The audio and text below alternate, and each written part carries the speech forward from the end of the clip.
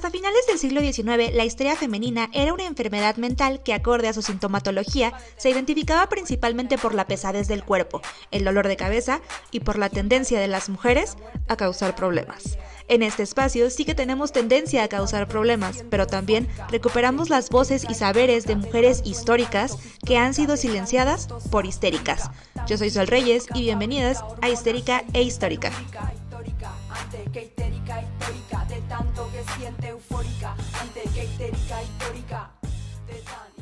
Chulas, bellas y hermosas, bienvenidas sean a este su precioso espacio Histérica e Histórica. El día de hoy estoy yo muy feliz, muy dichosa, llena de alegría, no me sé más sinónimos de felicidad. Yo llevaba ya planeando esta sesión con esta invitada desde hace muchísimo tiempo, porque es una persona que yo admiro muchísimo, porque es todo lo que yo jamás pude ser en la vida, una persona responsable y que le gustan las leyes. Yo siempre, no sabes el cringe que me daban las leyes. Es más, hasta la fecha, hasta antes de conocerte, yo odiaba a los abogados. Yo los veía y me daban ganas de escupirles en la cara. Y te veo a ti y a todas tus amigas con las que haces cositas y digo, a ellas no. A ellos sí, a ellas. Es que hay una convicción muy bonita de tu parte, que es lo que más admiro, que es como esto de explicarnos a los neófitos del derecho cosas tan básicas que a veces no sabemos. O sea, yo no sabía la diferencia entre denuncia y demanda, y el día que yo leí ese hilo fue como de, ¡oh, soy una estúpida! Pero muchas gracias por existir. Hoy tenemos a Leslie. Hola. Hola, soy Leslie. Hola, Les hijo para quienes solamente tienen conocimiento de que existimos virtualmente. Así es. Bueno, pues primero que nada, pues platícanos un poquito de ti. ¿Tú quién eres? Soy Les, hijo. Soy Leslie, tengo 31, ya soy señora treintona en esta vida. Soy abogada, egresada de la Facultad de Derecho de la UNAM. Estudié ahí la especialidad también en Derecho Penal en la UNAM, maestrante en la UNAM, actualmente soy directora de proyectos, coordinadora de proyectos en Impunidad Cero, que es una organización de la sociedad civil que se encarga de medir y analizar y mapear temas de impunidad, tanto en materia penal como administrativa. Y a la par tengo un proyecto que se llama Derecho Penal para Morras en Instagram. Quise aspirar a ser TikToker, pero la vida no me da para ser TikToker. Espero algún día poder ser TikToker. Quiero que me patrocinen y me den succionadores, por favor. Recomendado. Sí, ya sé. Y también trabajo como adjunta de profesor en la Facultad de Derecho de la UNAM y tengo una materia, entonces también soy docente de la UNAM y espero que próximamente aprender a hacer postres para poder vender pies. Qué hermoso, güey. Es la persona más preparada que hemos tenido en este podcast. Oye, estoy yo muy impresionada con todo esto y también creo que este podcast se va a dedicar en resolver las preguntas neófitas que tengo yo porque jamás me quise meter a cosas de derecho. ¿Qué es impunidad? Bueno, es bastante interesante este concepto de impunidad y justamente ayer lo estaba analizando con mi hermoso equipo de trabajo, toda la banda preciosa de Impunidad Cero, que cuando nosotros escuchamos impunidad pensamos o lo relacionamos concretamente con temas de procesal penal, ¿no? Con este tema y conflicto de la libertad de las personas. Pero cuando hablamos de impunidad a grandes rasgos es que no exista una sanción, no exista, y más allá de las sanciones, que no exista un procedimiento para poder sancionar una conducta contraria a derecho. Y podemos ver que la impunidad no solamente existe en materia penal, sino también existe en otras áreas, como derecho administrativo, cuando hablamos de sancionar a servidores públicos, y lo podemos mapear y encontrar en varias relaciones jurídicas que tenemos, porque todos somos seres, aparte que somos seres sociables, seres del ente social, somos entes jurídicos, todos los días hacemos actos jurídicos, desde que vamos a comprar nuestro kilo de tortilla hasta que vamos en Amazon a comprar nuestros hermosos audífonos de gatito. O sea, todos los días hacemos actos jurídicos y en todo momento nos desarrollamos en el derecho, y en la impunidad es justo cuando existe una conducta contraria de derecho, concretamente aquella que lesiona estas leyes, y vemos que el Estado no sanciona. Estamos frente a escenarios de impunidad, porque no hay una respuesta directa de la aplicación de la norma. Uh, ¿por qué ir a comprar 1 kilo de tortillas es un acto jurídico? Porque es una compra. Las compras, el acto de comprar y vender es un acto jurídico que en estricto sentido no se lleva a cabo como un contrato como tal. O sea, todos los actos jurídicos generan o crean obligaciones y derechos, ¿no? Cuando nosotros vamos al puesto de confianza a comprar nuestros taquitos o nuestro kilo de tortillas, o cuando pasa el señor del pan a comprarle nuestra concha, nuestra dona, él nos está dando un servicio, nos está vendiendo una concha, una dona, y nosotros pagamos, y ese dinero es el medio por el cual obtenemos un servicio, y este servicio está pactado a partir de un acuerdo de voluntades. Yo tengo la voluntad de comprar mi concha y el señor tiene la voluntad de venderme mi concha. En el entendido que es una concha de vainilla o de chocolate, y que yo entendí que es una concha de vainilla y chocolate y acepto las condiciones de que el precio de la dona o la concha esté en 10 pesos, por ejemplo, ¿no? Entonces, yo estoy consciente que cuesta 10 pesos, que es una concha de vainilla y que quiero esa concha de vainilla. Entonces, hay un acúmulo de voluntades en ese acto jurídico y se hace la compra. Okay. Vamos a pasarlo a la impunidad. Supongamos, yo tengo esa concha y el señor me está jurando que es una concha suavecita, esponjosita y deliciosa. Yo la subo, me la llevo a mi casa y de repente la agarro y me la quiero comer y está dura la desgraciada. Ahí hay impunidad, porque él no me vendió lo que me tenía que vender. Está haciendo algo que no estaba en nuestro acuerdo. Yo quería una concha suavecita y mi concha no está suavecita. La impunidad existiría al momento en que tú acudes ante la autoridad y reclamas. Y la autoridad no me hace caso. Ajá, la autoridad no te hace absolutamente caso. Recordemos que el derecho, más allá de los estereotipos, o sea, nosotros cuando pensamos en derecho, en leyes, pensamos siempre en un vato. O sea, y es muy, muy raro que pensamos en que hayan mujeres en un escenario jurídico. Ya lo pensamos, pero lo pensamos a partir de incluso series gringas, ¿no? Esta de White Collar o, no sé, Suits o ese tipo de series como que muy, muy estereotipadas, ¿no? Entonces, cuando pensamos en derecho, pensamos en un vato con traje.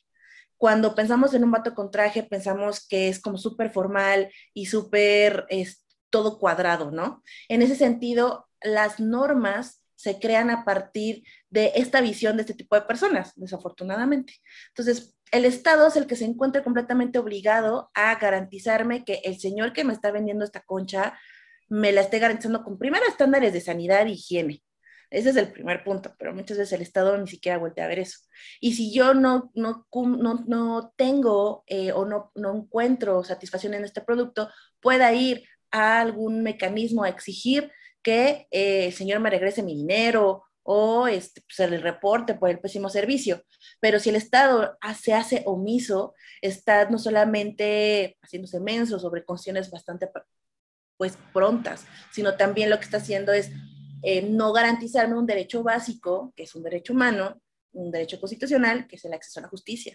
Entonces, si no se me garantiza ese derecho, se sigue preservando actos ilegales o actos que generan o pueden dar a la impunidad.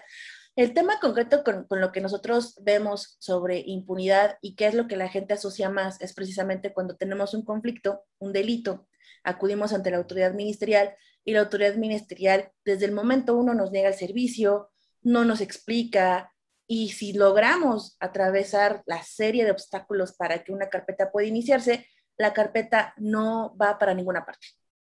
Ahí es donde estamos en estos sensores de impunidad. No vemos que esa carpeta vaya para alguna parte y no vemos que esa carpeta pueda en algún punto verse que exista alguna sanción o alguna responsabilidad hacia la persona que cometió el delito. Eso es lo que vemos más a grandes rasgos y que se ve más todos los días con las relaciones jurídicas que tenemos nosotros como seres sociables, porque todos los días nosotros también estamos relacionados con delitos y cometemos delitos y podemos ser sujetos también de que nos revisen un delito. Entonces, es bastante interesante ver cómo juega esta realidad que no es tan realidad, que es el derecho, porque realmente el derecho no existe hasta que no lo invocamos, pero en estricto sentido sí existe porque todos los días tenemos estos juegos o estos actos o estos momentos o estos escenarios jurídicos. Es como estas líneas del tiempo, que hace un momento platicaba con mi mamá de, oye, ¿has escuchado la teoría de las líneas del tiempo? Pues es que sí, el derecho es así, son líneas, todo el tiempo estamos en esta línea entre lo legal y no lo legal, entre lo que el Estado dice que es legal y no es legal, y el derecho es como que está ahí, como que parpadea, pero no está tan presente. Ok, ya recordé por qué me alejé tanto del derecho y principalmente era porque todo, o creo, por lo menos ahorita en lo que acabas como de comentar, creo que hay como una responsabilidad bien fuerte en la existencia de la figura del Estado como alguien que es tu tutor. Entonces, pues recordemos que yo soy un ser en este libro de la anarquía, entonces, ¿por qué tenemos que estar sujetos a que exista una entidad que se encargue de regular cada una de nuestras acciones todos los días? Por ejemplo, uno puede pensar que puede ir tranquilamente a comprarse su concha suavecita, pero ¿por qué yo necesitaría entonces que existiera una entidad para que pudiera ayudarme a regular el que esta persona me dio una concha horrible? ¿Por qué no simplemente puedo saltarme todos esos procesos de llegar y acusarlo con alguien, a yo bajar y decirle, güey, ¿qué pedo? ¿Por qué me diste una concha culera? O sea, ¿por qué no? ¿Por qué necesitamos este tipo como de entidades que medien nuestra existencia? Es algo que realmente yo también me he cuestionado todo el tiempo porque, de hecho, tengo una amiga a la que quiero muchísimo y que ella se dedica a ver temas de migración y un día puso un tweet que ya tiene muchos años que lo puso y todavía me resuena bastante, que ella aspiraba algún día que no existieran abogados. Y yo me quedé pensando y dije, pero ¿por qué se atreve a decir esta cosa tan fuerte? ¿Qué le pasa, no? El águila de la Facultad de Derecho está sufriendo al escuchar o leer ese tweet. Pero la verdad es que es cierto, realmente lo que es la norma, como lo que entendemos como norma jurídica, porque existen un montón de normas, la norma moral, la norma religiosa, la norma social, pero la norma jurídica, que es la que tiene más peso en nuestra actividad o en nuestra vida diaria, debería, en primer lugar, debería ser una cosa muy sencilla, no debería normarse tanto. Una sociedad entre más leyes y entre más normas es un indicativo de que las cosas no van tan bien. Son una sociedad con tantas leyes, no es que realmente sea una sociedad con una cultura de la legalidad, al contrario, es una sociedad que necesitas estarla completamente cerrando y cuadriculando como en un corral porque generan una serie de conductas que para ti, Estado, no son correctas. Entonces, ¿qué es lo que sucede? Está la norma y no solamente existe una relación directa entre la norma y el ciudadano, está siempre en medio los abogados. O sea, los abogados intervienen en esta traducción. Yo lo que lo veo es como el traductor, porque necesitas para algún texto, el Google Translator, así está el abogado translator entre la norma que tú puedes leer en un código, en una constitución, a lo que tú puedas entender como ciudadano. Y uno de los claros ejemplos es el amparo. El amparo se supone que es un medio que garantiza nuestros derechos humanos, es un control de garantizar nuestros derechos humanos cuando el Estado está completamente transgrediéndolos. Y se supone que debería ser la cosa más sencilla del mundo en que yo, Leslie, sin ser abogada, pueda hacer mi demandita de amparo y decirle a un juez de distrito, oye, el Estado está generándome o está violentando mis derechos porque expropió un lugar o está poniendo un parque donde no debe de ponerlo, o está poniendo una parada de camión donde no debe de ponerla, o fui detenida arbitrariamente. O sea, cualquier acto que el Estado transgreda en mi esfera jurídica, decirle a un juez de distrito, y el juez de distrito debería ser como súper fácil que me diga, ¿sabes qué, Leslie? Sí, yo advierto que lo que tú me estás narrando se están transgrediendo tus derechos, lo que vamos a hacer es pausar ese acto para que no te siga causando daño y vamos a seguir con un juicio, ¿no? Este juicio para que en algún momento yo te diga si sí te voy a dar la razón totalmente o no. Así debería ser el amparo, pero el amparo en la realidad no es así. Si tú eres una ciudadano o ciudadane que no estudió derecho y que necesita presentar un amparo por el simple hecho de que hasta el alcoholímetro me paró, cualquier cosa, tengo que ir con un abogado para que el abogado no solamente me explique qué es el amparo, me haga la demanda de amparo, me presente la demanda de amparo y me dé seguimiento a la demanda de amparo, porque es tan técnico y es tan litigioso que cualquier persona no lo puede hacer. Y es una de las grandes críticas que se tiene en el sistema jurídico mexicano. Y el amparo es la gran joya del sistema jurídico mexicano. Es como de, ay, el amparo, o sea, somos pioneros en el amparo, o sea, los demás sistemas jurídicos lo han volteado a ver porque vela por los derechos de las personas. Sí, o sea, es una gran creación, por lo que tú quieras, creado por vatos, evidentemente, pero realmente no es fácil acceder. Y es una crítica que se sigue dando desde el plenos 2021. Entonces se supone que tendría que ser la norma muy sencilla. Tendríamos que todos tener una cultura de la legalidad y si llegase a darse que el Estado no cumpliera con sus obligaciones de garantizar estos derechos y al contrario los transgrediera, pues con esta facilidad de bajar lo que podemos bajar de contenido digital, podríamos bajar nuestra demandita de amparo o hacerlo nosotros mismos y presentarlo por una plataforma digital y ya, pero no se da así. Entonces, en México son tres tipos de lenguaje, ¿no? El lenguaje común, el lenguaje que podemos escuchar en los barrios y el lenguaje jurídico. O sea, es un metalenguaje también.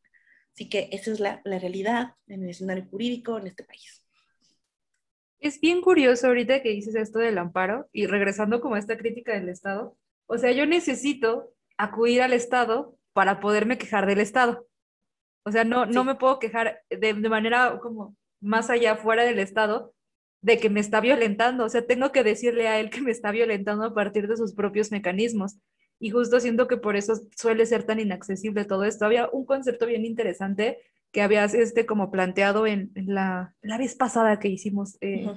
nuestro en vivo, que es esto como del performance jurídico, de que Sí. justo ahí lo vemos como bien claro eso de por qué necesitamos que alguien nos traduzca esto, por qué necesitamos que existan estas personas que tengan que mediar la relación que tenemos con una figura, que en este caso es el Estado. O sea, también por eso los anarquistas llegamos a este punto de decir, oye, es que pinche cosa culera, o sea, ¿cómo quieren que yo vaya y me meta como es todo este lenguaje si es completamente inaccesible para mí, incluso persona universitaria que también tiene como cierto tipo de estudios, ¿no? Porque tiene que existir solo una sola persona que pueda ayudarme en esto. Y creo que eso es mucho de Sí, lo que hablamos de ese como performance.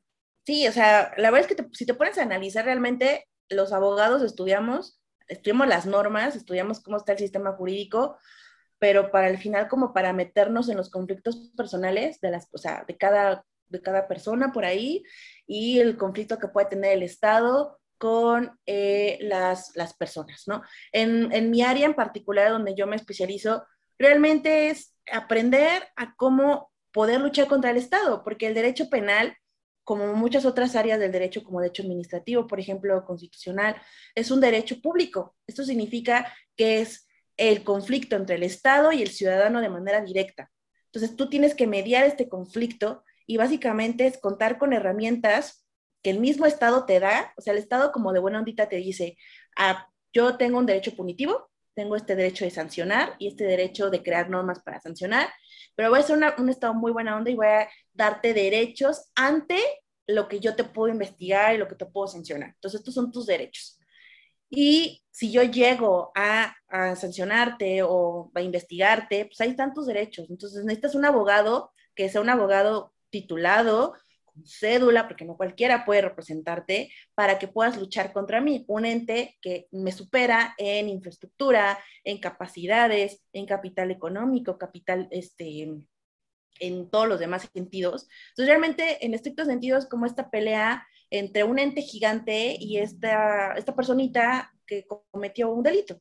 Y luego van de delitos que puede ser el robarle o expropiarle a Walmart a algo más grave. Entonces, sí es una cuestión que al final te pones a pensar en lo que es el campo, ¿no? Hay una teoría que a mí me gusta mucho que es la teoría del campo de Bourdieu sobre el tema de cómo cada uno tiene un rol específico en ciertos escenarios. Y concretamente en el derecho estamos en un campo jurídico y cada uno de nosotros tenemos un papel importante. Está el juez o la jueza, está el policía o la policía, está la persona que va a ser imputada, ya sea, y tiene sus características, porque ojo, no cualquier persona va a ser imputada, y está el abogado o la abogada, el Ministerio Público, la Ministerio Público, o sea, todos tienen un rol en específico y todos juegan y tienen este papel que tienen que desempeñar y no pueden salirse de ese papel. Entonces, tiene mucho que ver también el campo jurídico con lo que platicábamos sobre performance.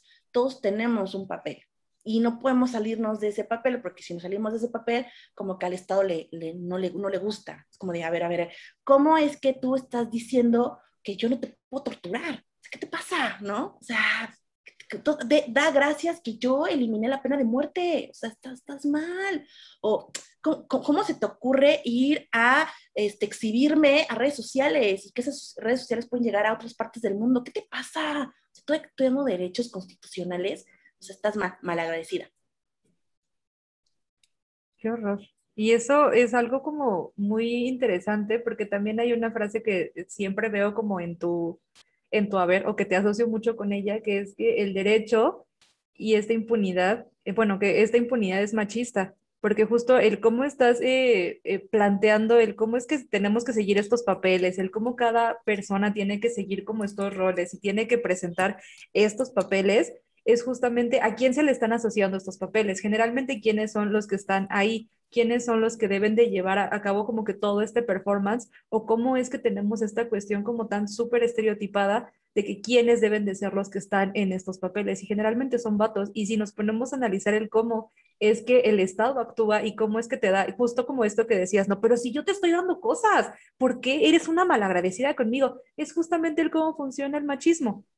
Es como si estuviéramos luchando contra una entidad grandota y gigante que básicamente es la representación del machismo mismo ahí. Sí, um, también creo que bueno, no, ya tiene tiempo, cuando se dio justo lo de las diferentes manifestaciones y encapsulamientos, o sea, tú hiciste una serie de videos precisamente hablando sobre las mujeres como policías y también una serie de compas hicieron también tweets al respecto y analizas la figura de las mujeres dentro de este tipo de instituciones y te percatas que realmente cómo es tan perverso el sistema en el sentido de que te da lo que tú quieres. Yo el otro día platicaba con mis amigas del twitter.com respecto a que el sistema es como este papá que te dice, ah, sí, quieres dulces, te doy dulces, quieres esto, te los doy, para que al final no tengas tú cómo reclamarle de que no lo está haciendo, porque sí lo está haciendo. O sea, el Estado mexicano puede decirte así con la mano en la cintura que ellos tienen un marco jurídico para prevenir, erradicar y sancionar la violencia contra mujeres. Y lo tiene, y es un marco jurídico precioso. Es un marco jurídico con una ley general de acceso de las mujeres a una vida libre de violencia. Cada estado tiene su propia ley. Están los tipos penales de feminicidio. Ya todos los estados del país lo tienen. Ya ha firmado la Convención Belén do Pará. Ha tomado en consideración el cumplimiento de la sentencia de Campo Algodonero. Atenco. O sea, es como de, yo estoy cumpliendo, yo estoy escuchándolas, tiene su 25 de noviembre, se ponen su listoncito naranja, tienen sus fiscalías especializadas, o sea, el Estado te va a decir que están cumpliendo, pero realmente es una forma de el performance, de darte la vuelta de forma simbólica ante lo que realmente está pasando, porque todos los días matan mujeres, todos los días las mujeres desaparecen, todos los días las mujeres siguen viviendo violencia en espacios públicos, en espacios privados, todos los días las mujeres siguen siendo violentadas en diferentes espacios, o sea, todos los días la violencia se sigue perpetuando y todos los días esta violencia patriarcal, esta violencia machista, que ya le hicieron del conocimiento del Estado mexicano, que él mismo sigue perpetuando a través de las costumbres y cultura que tiene, pasa día tras día. Entonces, realmente estamos en una completa escenario en donde el Estado te dice, es que yo te estoy dando todo lo que quieres, ¿qué más quieres? ¿Qué más quieres de mí? ¿Qué quieres? Ya te estoy dando todo, ahí está, pues ya, yo ya cumplí, y de ahí no lo sacas. O sea, ese es ahora lo que nosotros nos estamos enfrentando es cómo revierto todo esto, porque, ojo, el hecho de que exista todo esto, por ahí nunca faltará él y la que dirá, es que es el resultado del feminismo.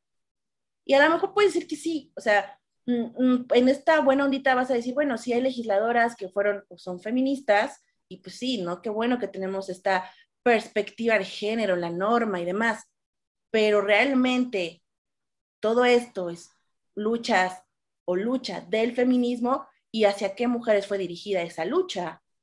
O sea, yo ahorita lo veo con todas mis amigas que también son abogadas y siempre ven, o sea, es como toparnos con pared porque es como de, pues, ¿qué le podemos decir al Estado mexicano? O sea, el Estado mexicano te está diciendo eso cuando realmente te estás dando cuenta que nada de esto funciona y estamos como en una realidad extraña sobre ahora qué hacer. Y no puedes voltear y decirle a las que estuvieron antes de ti, pues es que es tu culpa porque tú propiciaste este escenario punitivista, este escenario simbólico, este escenario criminalizador, porque creo que desgastaría, es un desgaste aún mayor. Pero pues ahora, o sea, es como la gran pregunta es, ¿y ahora qué hacemos? O sea, ¿qué hacemos con esta herencia que tenemos y para dónde vamos a intentar buscar caminos diferentes? Y creo que ahorita la apuesta es buscar una justicia transicional que también vea hacia las mujeres y también buscar mecanismos alternos. O sea, creo que lo que nos toca y empezar a ceder y ver espacios, porque si no, si seguimos con esta lógica que te apuesto que va a durar más, o sea, lo estamos viendo con Olimpia y su movimiento, se va a poner más feo. Es que es justo como lo que decías ahorita de lo de los abogados, ¿no? El punto sería aspirar a que no existieran. El punto sería aspirar a que todo lo que viene en la Ley General de Acceso de las Mujeres a una vida libre de violencia no tendría que existir. No porque esté mal, sino porque necesitamos que nos estén protegiendo de estas cosas, porque existe la conducta. Si la conducta no existiera, no tendría por qué existir todo este tipo de cosas. Y el punto sería que todo lo que se propone para, no sé, combatir la violencia contra las mujeres no existiera, porque el punto es que no exista la violencia contra las mujeres y que existan ese tipo como de normas o que existan ese tipo como de leyes es justo la respuesta de que existe la violencia contra las mujeres. Parte de ello, también hay una cosa bien importante que dijiste, que puede llegar a ser como herencia de otras mujeres feministas. En parte sí, porque son demandas históricas que han quedado ahí siempre. Desde 1900, por ejemplo, existe una demanda histórica por la despenalización del aborto. Y eso no quiere decir que pues no haya sido como una constante lucha, pero también depende mucho del cómo responde el Estado para que justamente te quedes callada y te quedes como que en este punto de que te pueda reclamar y decirte, yo ya te di todo, a mí que me estás molestando, ahí está esto, yo ya te lo di. Pero justo es una forma en la que siento que responde para poder hacer que los movimientos no crezcan, para que pueda ser como una especie de pasividad. Te da lo que quieres para que estés tranquila, para que digas, bueno, a lo mejor todavía me están violentando en las redes, pero ya existe la ley Olimpia. Eso quiere decir que ya en teoría esto no debe de existir, porque ya existe la ley Olimpia, pero eso no quiere decir que realmente se esté combatiendo lo que está ahí socialmente. Y parte Sí. importante, por ejemplo, de lo de la ley de acceso a una vida libre, a las mujeres a una vida libre de violencia, es que cuando yo le estaba revisando, salió justamente en el 2007, que es cuando Felipe Calderón estaba de presidente. ¿Qué es lo que pasó en todo este momento? Pues bueno, voy a empezar con mi trip conspiranoico con Felipe Calderón, porque yo lo odio, te odio, maldito Felipe Calderón. En ese momento es cuando se empiezan a ver como un mayor auge en todas estas protestas que provienen principalmente como de, no nada más de feministas, sino también de todos los que ya, de todas las madres buscadoras que habían estado presentes desde los 70 en la Guerra Sucia.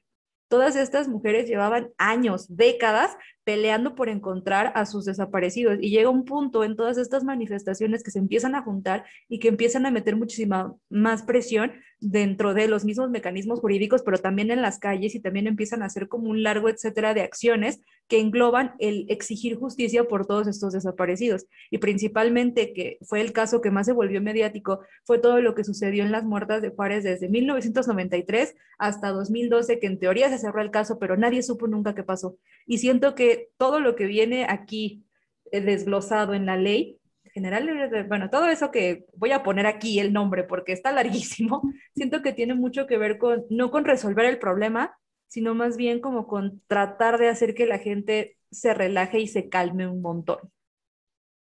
Sí, de hecho, yo no veo que sea como tan teoría conspiranoide, porque recordemos que la ley sale 2000, la ley se empieza a trabajar 2006, 2007 que sale, y Calpo Algodonero, la sentencia sale en el 2009, o sea, 2 años, casi 2 años después.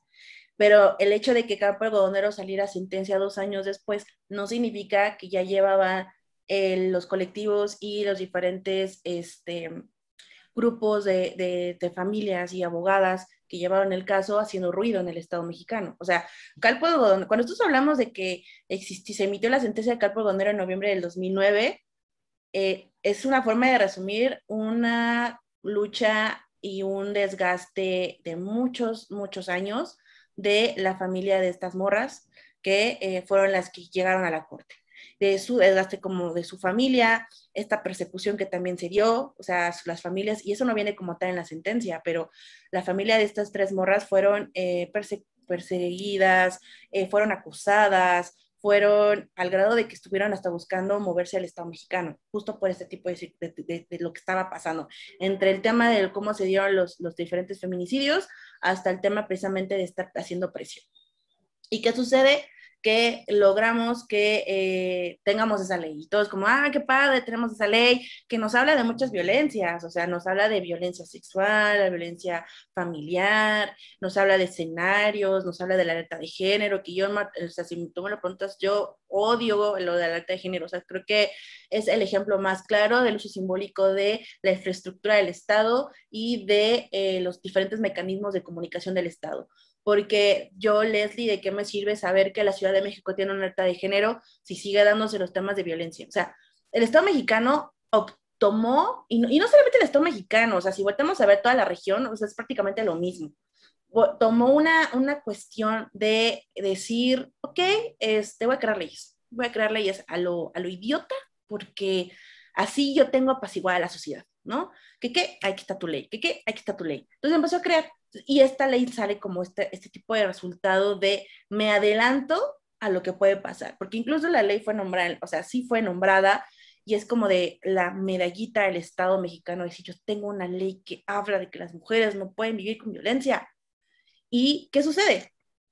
Que esta ley, cada legislatura va modificándose. Ya hace poco se incorporó la violencia digital, y se incorporó la violencia simbólica de los concursos de belleza, se incorporó la violencia política, o sea, esa ley sigue creciendo y sigue incorporando más violencias. Y el hecho de que una ley te reconozca más violencias no debería verse como un logro legislativo, ni mucho menos como un logro de movimientos feministas. Eso debería verse como de, güey, estamos viviendo en un país en donde las mujeres vivimos violencia en casa, en la escuela, en la calle y ahora en internet. O sea, no podemos vivir en un escenario diferente en donde no vivamos violencia. Y básicamente es eso. El Estado mexicano te dice, sí, pues tú eres mujer y puedes ser hostigada, puedes ser acosada, violada, tratada, asesinada y acosada en internet. Qué bueno, dure.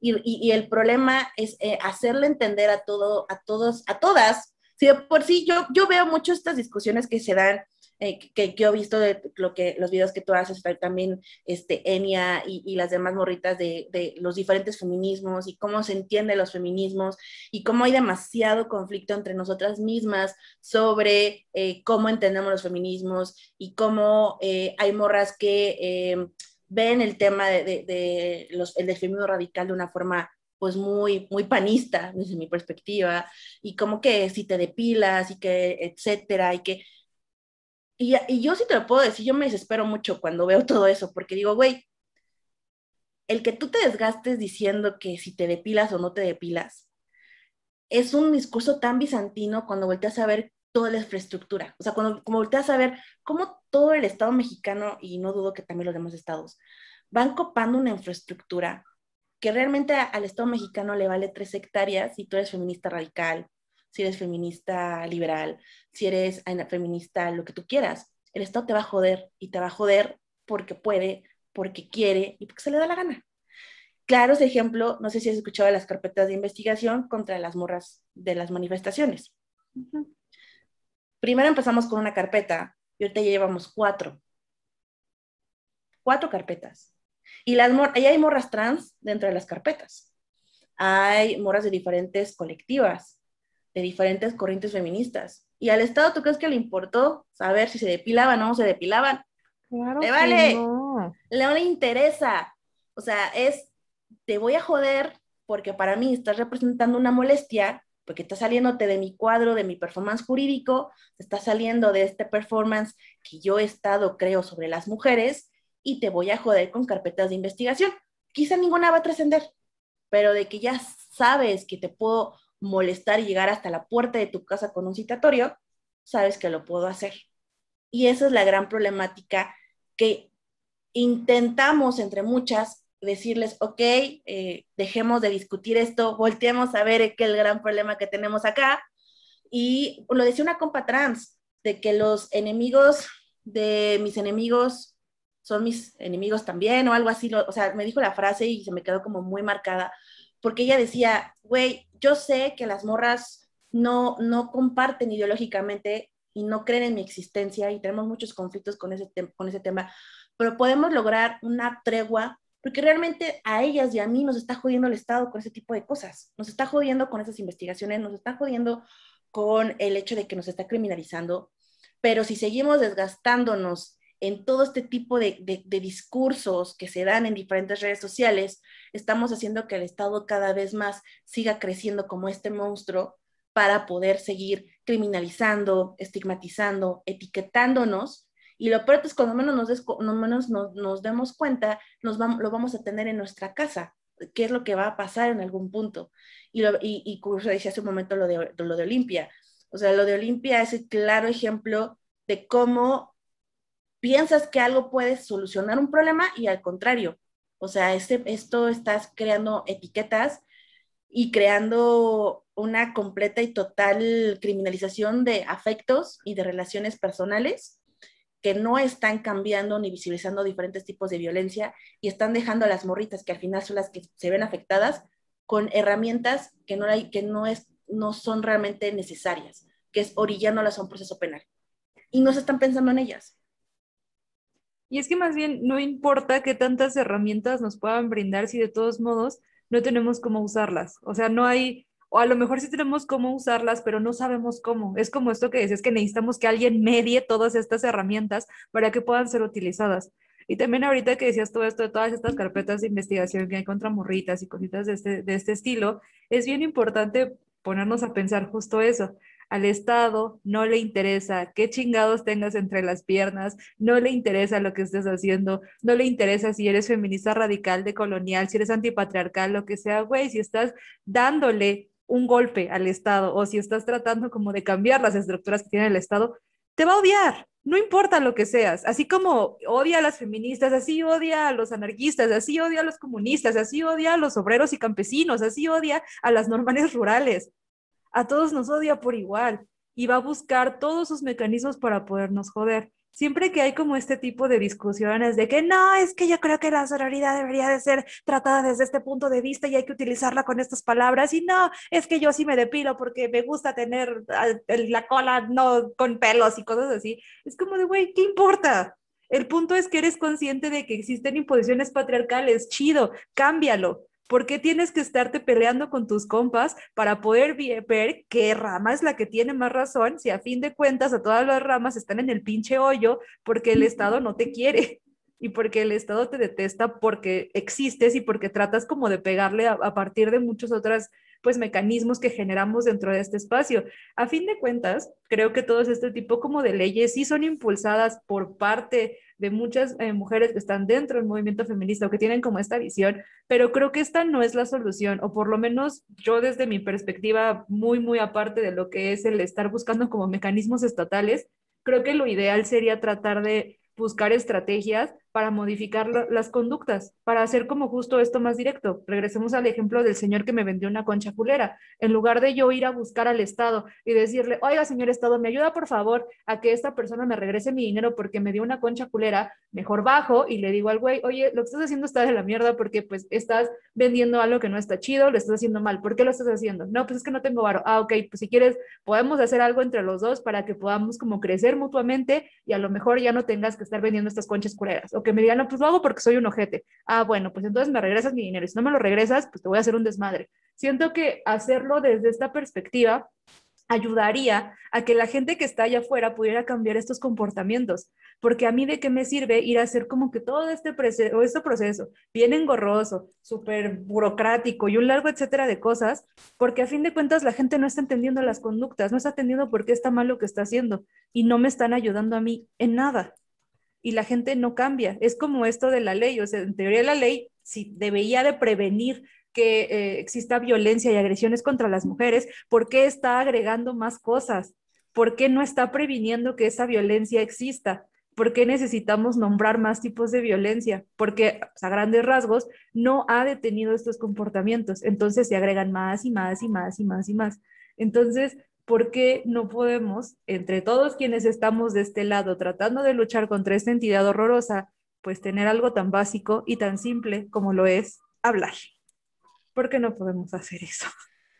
Fíjate que eh, es que eso es una de las grandes, si no cuestionamientos, críticas que se han dado últimamente en el derecho. Y esto viene desde una perspectiva no meramente jurídica, sino sociológica y de otras disciplinas y analizando el derecho como, bueno, o sea, el derecho, porque los sistemas jurídicos han ido cambiando constantemente. Podemos hablar que existe un antes y un después de los conflictos armados, concretamente la Segunda Guerra Mundial, vino a marcar una completa división y vino a marcar una asimilación de los sistemas jurídicos de manera muy diferente. ¿Qué tuvo que ver o que tuvo que considerarse? Pues la estructura normativa, las constituciones. Si hacemos un recuento histórico súper breve, la Segunda Guerra Mundial vino a remover muchos estados, lo que es la concepción de estado, primero. Después, lo que vino o se consideró como constituciones, que es una constitución realmente, que se entendía por constitución los derechos en torno a las constituciones y todo lo demás. Entonces, estos cambios, pues evidentemente también repercuten al lado latinoamericano y se empieza también a asimilar un cambio en los sistemas jurídicos penales, administrativos, pero todos estos sistemas siempre como que ponderando de manera efectiva la ley, ¿no? Este derecho positivo, este derecho en donde pudiera entenderse la norma como parte fundamental del Estado, todo súper cuadrado y cerrado. ¿Qué es lo que estamos viendo ahorita, lo que se está pensando analizar ahorita? Que el derecho no está siendo una herramienta capaz para poder no solamente solucionar conflictos, sino que preservar la paz. O sea, ¿a qué me refiero? En que cuando hay un conflicto, por ejemplo, del señor de la Concha, o mi vecina o mi vecino, inmediatamente la gente trae esta idea punitivista de voy a ir a denunciando al MP. O sea, la primer versión que tenemos es una versión punitivista. Y al contrario de que el Estado te dijera, no, no, a ver, aguanta vara, primero hay que buscar mecanismos alternos, una junta entre ustedes, hay que tratar de ir, no sé, un juez cívico, un juez calificador, una autoridad que pueda ayudarlos a dialogar. Chingue su madre, ahí hay códigos, adecuó la conducta y ahí está. Y realmente eso se sigue dando y llegó un punto en que varios filósofos, una vez más vatos, dijeron de no, pues es que el derecho realmente no puede ser así. Tenemos que buscar herramientas para que el derecho pueda ser utilizado de tal forma que las personas puedan arreglar sus conflictos sin que esto se agrave. Y han ido pugnando por este tipo de visiones del derecho. Desafortunadamente, en el Estado mexicano, como que eso todavía no llega tal cual. Sí tenemos un poco esta idea de los mecanismos alternos, de tratar de mediar, de tratar de conciliar, de tratar de priorizar las relaciones entre los vecinos. Yo sé que mucha banda odia a Peña, yo también lo odio, como a todos los presidentes de este país, pero Peña Nieto, su sexenio trajo cosas bastante interesantes que creo que han sido un poco lo único bueno que hizo el PRI en sus 80 años de vida, que es pensar, uno, en sistemas integrales de justicia penal, o sea, la unificación de un sistema nacional, y la idea de sistemas de paz. O sea, ¿cómo que sistemas de paz? Darle fuerza a los jueces cívicos, a los jueces facilitadores. Tratar de despriorizar los conflictos vecinales hacia conflictos o arreglos entre ellos mismos. Ponerlos en las mismas circunstancias. No una autoridad y los vecinos triangulando de forma extraña, ¿no? O sea, que ellos mismos pudieran llegar a estas soluciones de controversias. Entonces, por un lado se creó la Ley Nacional de Solución Alternas, Ley Nacional de Solución de Controversias, bueno, ahí los nombres de la ley, ahí está, pueden googlear. Está el Código Nacional de Procedimientos Penales, la Ley Nacional del Sistema de Penal para Adolescentes, o sea, se crearon leyes nacionales pensando en eso, o sea, pensando en unificar estas diferentes realidades y contextos, y por el otro lado, se implementa también un sistema de darle más fuerza a la justicia cívica, que en Ciudad de México es un poco diferente a lo que pasa en otros estados del país, pero esta idea era bastante buena, porque al final, y ahí está el documento en Google, lo pueden checar, o sea, tiene una explicación bastante interesante en que muchos de los delitos que se dan, que llegan al MP, son conflictos vecinales, que el vecino puso una cosa que me dañó mi pared, que su perro, que el coche, que esto, que el otro, y se van al MP. Y el MP, pues, el MP como que tiene una historia bastante interesante. El Ministerio Público nace como una figura jamás pensando en que va a llegar a tratar de hablar con ustedes, con ciudadanos, para tratar de llegar al conflicto. No, el Ministerio Público se crea primero como un ente que está en la Suprema Corte, un ente como fiscalizador, era como casi otro ministro de la Corte, que era el ojo del Ejecutivo, o sea, el MP siempre fue como que la mano fuerte del Ejecutivo, del que comandaba el Ejecutivo, y después el Ministerio Público lo sacan de la Suprema Corte, del Poder Judicial, y ya se crea esta institución que conocemos, que está en el artículo 102 de la Constitución, que es el que aplica el que investiga para aplicar sanciones, ¿no? Porque al final la sanción la aplica un juez, pero el MP investiga delitos. Entonces, él está en esta investidura de yo solamente investigo delitos, a mí me vale cómo usted se arregle. Y tú vas a la agencia del Ministerio Público y un Ministerio Público no tiene herramientas, no sabe cómo hacer que las personas hablen. Sencillamente no tiene idea.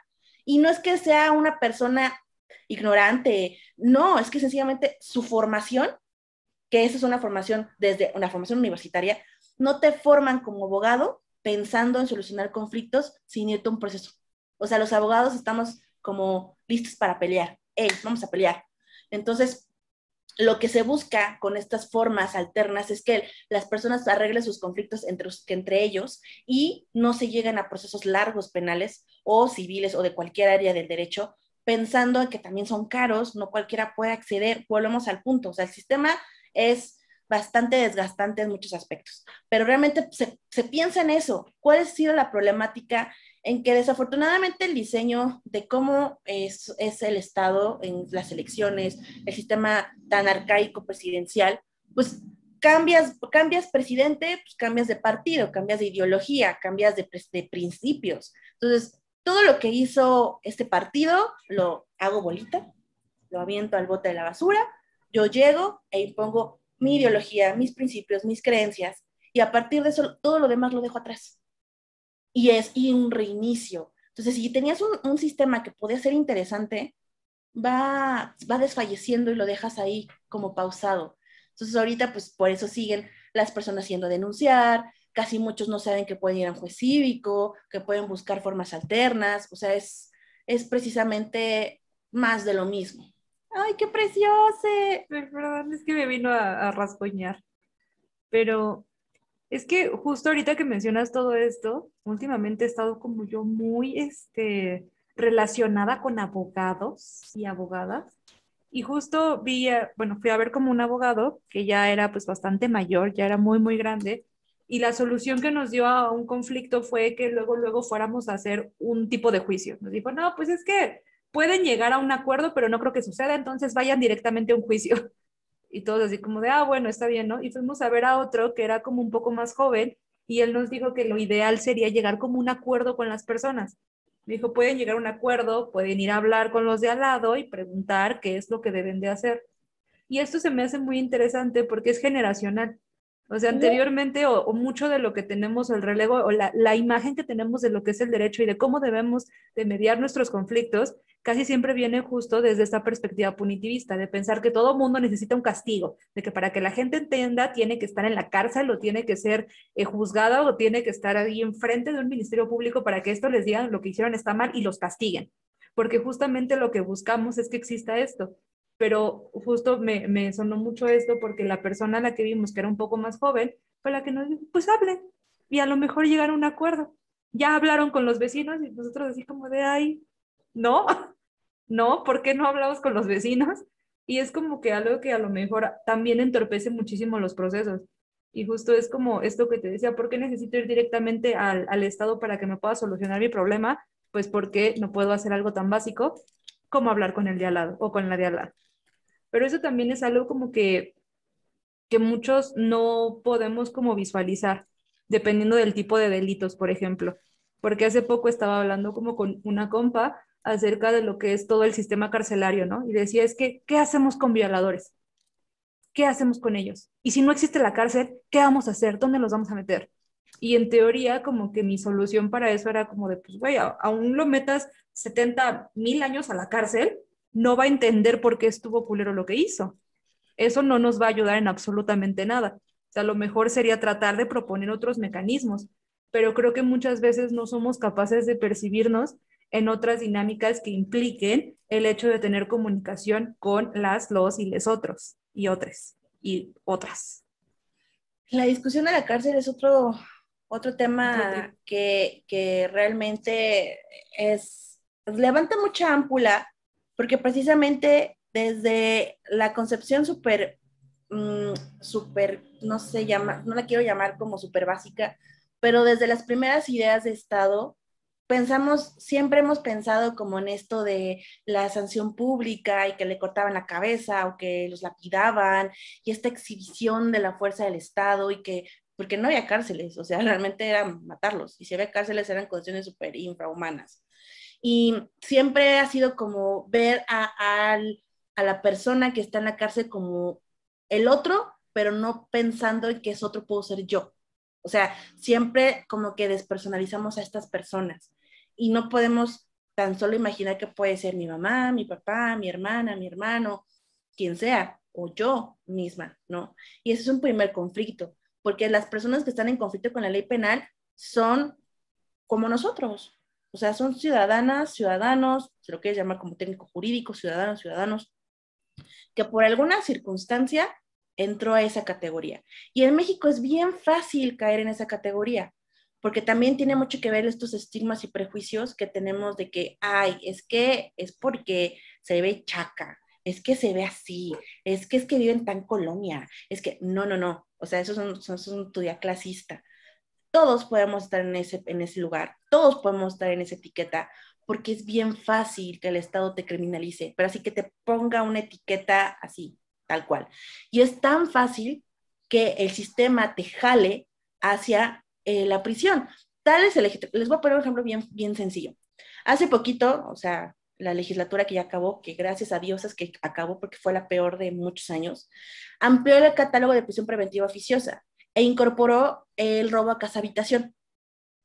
Ese delito significa que si tú eres detenida por ese delito, te llevan de forma flagrante, o sea, en el momento que pasó el delito y te llevan ante el Ministerio Público te lleva ante juez, el juez te va a poner como medida cautelar para que no huyas del proceso y no molestes a los testigos y manda a la prisión. O sea, no va a haber debate alguno, tú te vas a prisión, sin que exista una sentencia de por medio, sin que exista la certeza de que tú fuiste quien lo hizo. O sea, tú vas a estar por lo menos 2 meses en prisión. Ahora pensemos en las mujeres que se dedican al hogar, las trabajadoras domésticas. Es muy fácil, como que van a un hogar de estas colonias, como la película de Nuevo Orden, a trabajar. Y que sea muy fácil que se pierda un anillo, que se pierda un collar, que se pierda algo. ¿A quién creen que van a responsabilizar? Pues a ella. A ella. Primero que nada. Y como no va a haber mecanismo, porque es una mujer que trabaja en el hogar, que es trabajadora doméstica, es una mujer que es muy probable que viva en la periferia, es una mujer que es muy probable que sea una mujer precarizada, y es muy probable que también sea racializada, cumple con todos como el check de la lista de etiquetas. Entonces, el Ministerio Público, la policía no va a tener duda de que, híjole, fue ella, es obvio, o sea, es obvio, porque, pues, ay, obvio. Y la van a llevar ante la autoridad. Y si pasa que no tiene una buena defensa, la van a judicializar. Y no se necesita tener una excelente defensa o mala defensa, porque para que te vinculen a procesos es bien fácil, pero bien fácil. Hasta un estudiante recién egresado con cédula puede lograr una vinculación así. y la van a vincular a proceso y le van a poner por lo menos 2 meses de prisión preventiva, nada más porque se perdió un anillo, un collar dentro de una casa, que es robo a casa habitación. Es muy fácil, o sea, es muy fácil. Y no pensamos en eso, o sea, cuando nosotros pensamos en mujeres y ley penal, como que siempre pensamos en los delitos típicos, ¿no? De, ay, feminicidio, violación, y pensamos siempre en las mujeres que viven las violencias, pero nunca volteamos a ver a las mujeres que reciben el sistema como imputadas, y no hay una, hay muchas. Entonces, cuando hablamos de quitar el sistema penitenciario, abolir el sistema penitenciario, yo no pienso en los vatos que están en conflicto con la ley penal, yo pienso en las mujeres. Y recientemente con el padrón de agresores sexuales, por ahí decía una abogada, pues es que estadísticamente los hombres son los que agreden más. Entonces, estadísticamente hablando, ahí sí hablamos de un borrado de mujeres, ahí sí hablamos de que invisibilizas a las mujeres que también pueden ser agresoras sexuales, nada más porque estadísticamente son menos, y por eso sus vivencias, sus experiencias y sus violencias que vivan en la prisión no importan, y nada más por eso pues, que las exhiban en la página del padrón. O sea, pensar que las violencias como feminicidio, violación, acoso y demás, nada más los hacen los hombres, es también vivir en un privilegio, o sea, y vivir en una perspectiva completamente diferente a las realidades de este país. Porque las mujeres podemos cometer ese delito en contextos diferentes, como incluso el crimen organizado. O sea, las mujeres nos han borrado del crimen organizado por conveniencias del mismo Estado. Y eso es otra conversación. Así que yo sí creo que apostarle a un sistema penitenciario es pensar y abrir el panorama y pensar que hay mujeres que están ahí en condiciones terribles. O sea, si aquí sufrimos por decisiones legislativas de no encontrar tampones, ellas no saben lo que es tener productos de higiene menstrual, tan solo eso. Así que creo que sí podemos pensar que el Estado tiene una chambota de crear mecanismos de prevención, de socialización, democratización, antes de pensar en te voy a entambar 8 años en prisión. Claro, es que también eso a mí era como lo que me genera mucho conflicto, porque lo primero que hacen cuando quieren hablar como del tema justo de estos delitos, que son como los que más van en el movimiento feminista, que es como de, bueno, ¿qué vamos a hacer con violadores, con acosadores? Pero jamás se piensa en qué se hace con las mujeres que cometen esos delitos, y jamás se piensa qué pasa cuando justo llegan a la prisión. Y no nada más es como el punto de vista de pensar en todas las violencias que se sufren por parte de en cárceles varoniles, porque eso tenemos documentales y un largo etcétera hasta para aventar, pero no se sabe, no sabemos qué pasa con las mujeres allá adentro y no sabemos qué es lo que les toca vivir acorde a las condiciones que tienen que estar experimentando todos los días, qué pasa con su menstruación, con la maternidad. Hay mujeres que tienen que maternar dentro de la cárcel, hay un largo etcétera como de violencias que se sufren y que se viven allá adentro y que muchas veces cuando pensamos es que vamos a hacer que entonces quienes violan se queden 50 años más allá adentro. Ok, pero también piensa que hay mujeres que van a recibir como todo este golpe que tú estás propiciando. No nada más pensemos como que, ay, pues sí, que los vatos se refundan en la cárcel, porque también es como algo que creo que preferimos meter a la gente a la cárcel, no solamente esta cárcel como física que está ahí, sino a esta cárcel como un poco más mental cuando cancelamos a las personas. Cuando cancelamos a las personas y decimos, bueno, ya, estás mal y tienes una denuncia, seas hombre o mujer, no importa, cancelado quedaste. Y luego, ¿qué pasa con esta persona? La dejamos ahí en un hueco a que llore en su cuarto y ya nunca más se reinserta a la sociedad y que muera y que ya nadie lo contrate. O sea, ¿cómo le explicamos que tiene que seguir viviendo allá afuera? O sea, ¿cómo le explico que tiene que salir otra vez a comprar tortillas, que tiene que salir a buscar trabajo, que tiene que salir a relacionarse con alguien? Si nada más lo único que estoy haciendo es segregarlo y lo estoy viendo justamente como algo inferior a mí porque yo me estoy posicionando frente a él para tener este poder de segregarlo.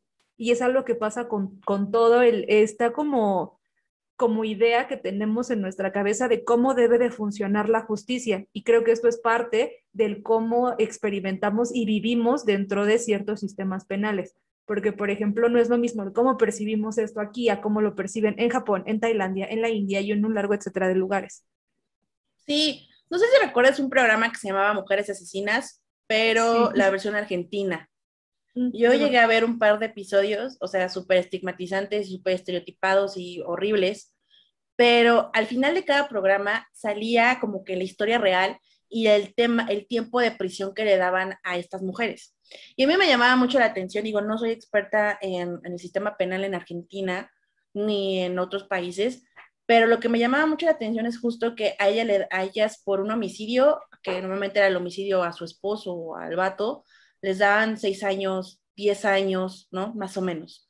Y tú volteas a ver, por ejemplo, en México y abres los códigos, y uno de los códigos más punitivistas es el del Estado de México. O sea, hay más, pero ese está muy cañón. Y te das cuenta que la mínima son 20 años, mínima, ¿no? Por ejemplo.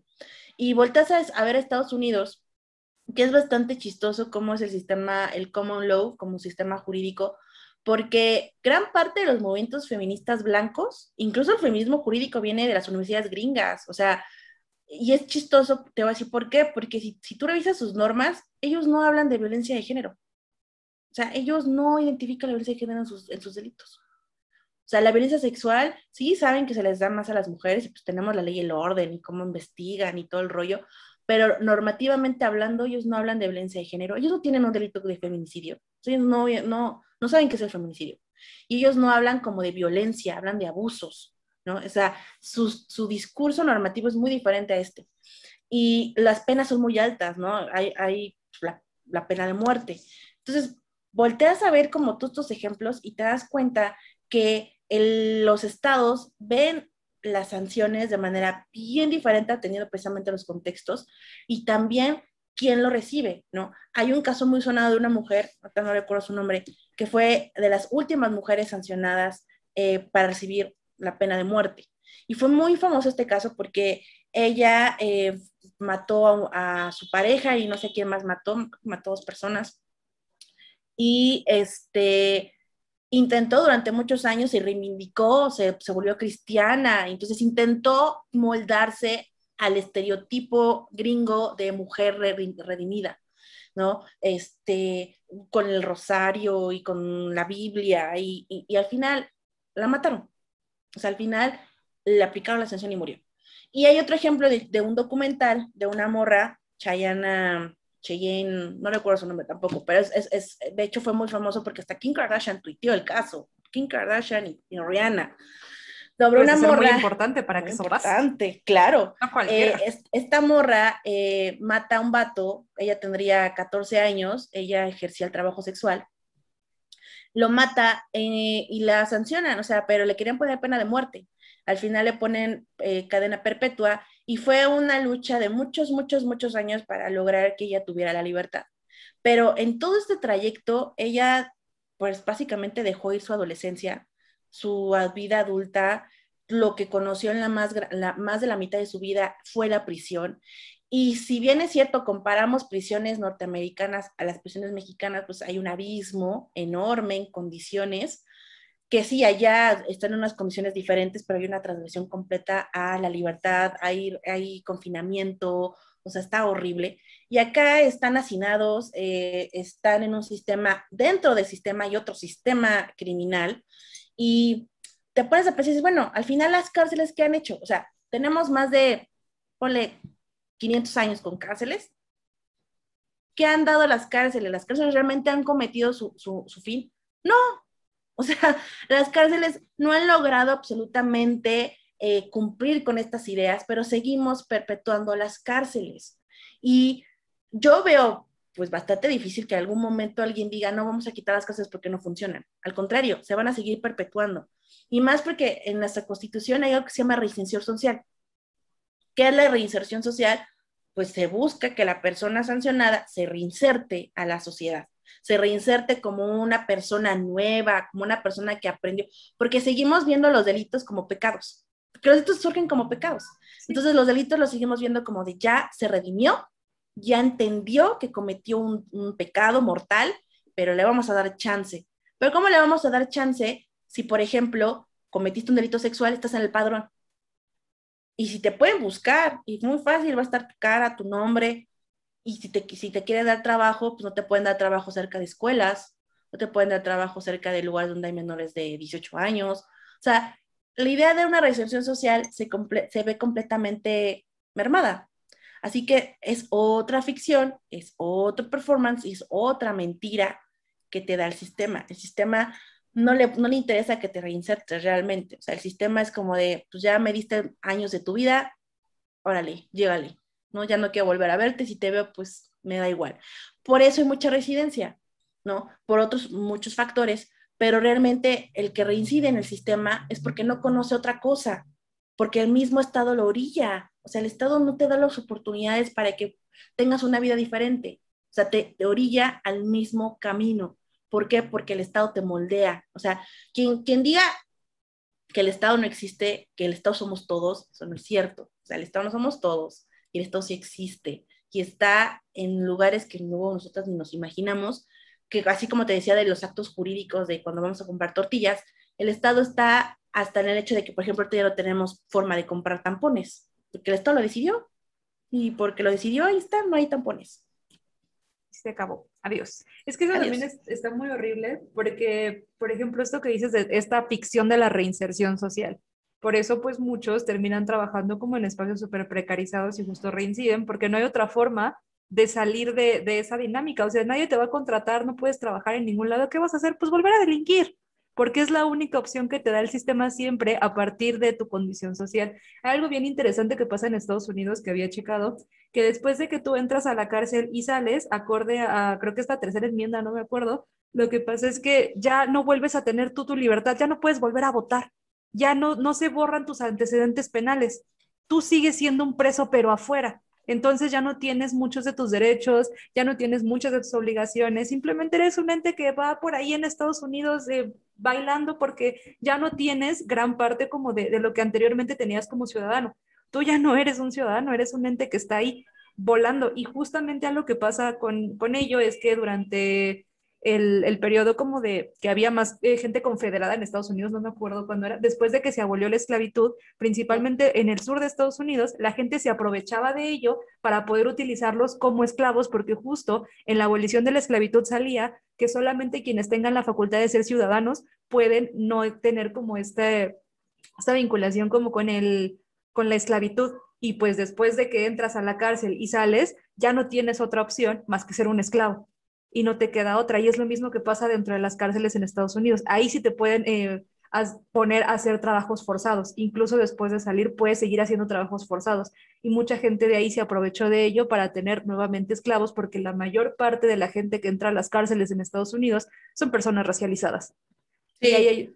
Y otra cosa también bien importante, primero veamos lo del caso de las personas racializadas. La mayor parte de la gente que entra es de clase baja, pero ¿qué pasa en México y con todo esto que estábamos diciendo de por qué delinquen las mujeres? Las mujeres, a pesar de que puedan tener como un delito similar a los vatos, por ejemplo, el asesinar a alguien, a lo mejor asesinan a su pareja. No es lo mismo que ellas vayan y asesinen a su pareja que exista un feminicidio, porque muchas veces, recordando todos estos programas y una clase preciosa que yo tenía antes, que era Justicia, Criminalidad y Género, te explicaban el por qué delinquen, el que hay como todo un trasfondo social por el cual las mujeres llegan al punto de tener como estas conductas y que inclusive la ley no las juzga de la misma manera porque nuestros códigos penales están basados en estas figuras judeocristianas de decir que las mujeres son buenas por naturaleza y que si llegan a delinquir es porque están locas, porque las mujeres no pueden ser ojetes.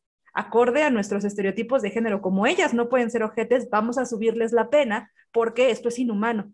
Y nos está hablando de que ella es una persona enferma mental. Y a los hombres no, o sea, los hombres naturalmente ellos pueden llegar y violentar porque está en su naturaleza. Y eso es lo que explicaban muchos códigos penales, porque pues así era como lo veían. Y hasta la fecha, si nos ponemos a leer mucho de cómo vienen ahí, por ejemplo, cómo tipifican el aborto, siguen manejándose bajo la misma lógica de ver a las mujeres desde un punto de vista de estereotipos y roles de género, y ni siquiera nos damos la oportunidad de percibir por qué las mujeres delinquen, porque ni siquiera en eso somos iguales. Sostén mi bolsa. Cuando nosotros hablamos de mujeres y ley penal, estamos metiéndonos en un trip que a muchas no les va a gustar escuchar, porque cuando nosotros pensamos, cuando yo te digo mujer y ley penal, vas a pensar inmediatamente la morra que vivió la violencia, lo que te decía hace un momento. Pero no la que la está cometiendo. Exactamente, no pensamos, inclusive nosotros como morras, ya sea feministas, antipatriarcales, no pensamos nunca en la otra que cometió el delito, siempre pensamos en la que recibió la violencia. Y eso es bastante normal, porque el Estado crea estereotipos. O sea, y eso es muy cierto. Y es que me sorprende mucho porque escuchando a amigos, hombres, abogados, es como de, es que no es cierto, el Estado no crea nada. Y yo así de, claramente no eres mujer, claramente no lo es. O sea, el Estado crea estereotipos, y entonces esos estereotipos está la mujer víctima. O sea, la mujer víctima, que es una mujer casi inmaculada, ¿no? Viviste violencia sexual, te inmacularon tu virginidad, ¿no? Y a lo mejor se dio porque tú diste pauta, pero si tú no eres una mujer, y voy a hacer un guiño guiño a un caso, si no eres blanca, privilegiada, con recursos económicos, no vas a apelar a la compasión del Estado. Porque el Estado tiene compasión, pero no para todas las personas. Si tú no estás dentro de estas categorías, tú no vas a apelar a la compasión del Estado y el Estado no te va a creer. El Estado va a pensar que estás mintiendo, que tú diste pauta, que tú diste oportunidades. Pero si eres blanca, privilegiada y de extracto, o sea, con clase alta, te va a escuchar y tu carpeta la va a integrar en 3 meses y tu agresor va a estar en prisión preventiva en 3 meses. Y así juegan las lógicas del Estado. Y cuando pensamos en una mujer víctima racializada, es a la que más el sistema la revictimiza y a la que más exprime. Y si pensamos en una mujer, y ven nada más cómo cambia el juego, pensamos en una mujer que violenta la norma, una mujer en conflicto con la ley penal, blanca, privilegiada, no la vamos a ver que su carpeta se integre rápido. Vamos a ver que esa carpeta como imputada se integra de la forma más lenta posible. Pero si es una mujer precarizada, tu carpeta se va a integrar así y vas a terminar en prisión de la forma más rápida posible, como el ejemplo que les puse de la trabajadora doméstica. Porque el Estado te crea etiquetas. Y sí es muy claro, y eso hace poco se vivió el gran descubrimiento de la banda sobre el whitexican, de que eso es racismo a la inversa, ¿no? Sí, México es un país racista, la norma es racista, los quienes crean la norma son racistas, quienes aplican la norma son racistas, el sistema en sí es racista. Entonces, es racista, misógino, machista y clasista. Entonces, si eres una mujer precarizada, lamento informarte que no va a ser un sistema que juegue a tu favor. Y todo esto tiene que ver precisamente en cómo concebimos desde nosotras mismas la norma y cómo concebimos entre nosotras mismas el sistema y cómo concebimos cómo funciona el juego. Por eso, cuando hablamos sobre Ley Olimpia, que es el claro ejemplo, yo siempre termino del chongo, literalmente, porque es como de, güey, no podemos nada más pensar en que hay un estereotipo de mujer víctima. Porque si tú no puedes tomarte fotos, porque eso está mal, no te tomes fotos. Pero si te llegaste a tomar fotos y se filtraron, pues a lo mejor es porque puede que seas víctima y te voy a echar la mano. Pero recuerda que tú no te puedes tomar fotos, porque si no, es tu culpa. Y nunca se habla de las mujeres que filtran esas fotos. ¿De qué mujeres que filtran fotos? Y lo hacen por pacto patriarcal, porque se encuentran inmersas en un ciclo de violencia, lo que tú quieras. Pero ellas nunca han escuchado a ninguna de las morras de ese colectivo en pensar en las mujeres que pueden generar ese tipo de violencias. Siempre piensan en los hombres malditos, cochinos, que van a ver tus fotos, y no piensan en las mujeres que por alguna razón también pueden generar esta violencia. Y si tú llegaste a tomarte fotos y se te filtraron, pues está tu etiqueta de que no debiste hacerlo, porque eso está mal, pero bueno, te vamos a echar la mano, porque pues sororidad. Entonces así juega el sistema. Y eso es lo que realmente debería preocuparnos sobre ahora en qué camino estamos, en dónde estamos paradas más bien. Y lo digo por toda esta explosión de redes sociales. Yo ya como tía millennial te puedo decir que creo que ahorita estamos en un escenario en donde marcas y el Estado en sí mismo ve el movimiento feminista como una forma de apaciguar nuestras quejas y también como una forma de explotación. Porque pues cuántas marcas, cuántas campañas no se hacen sobre el tema de mujeres, sobre el tema de empoderadas, y ahorita con el Pride, ¿no? Es otro ejemplo.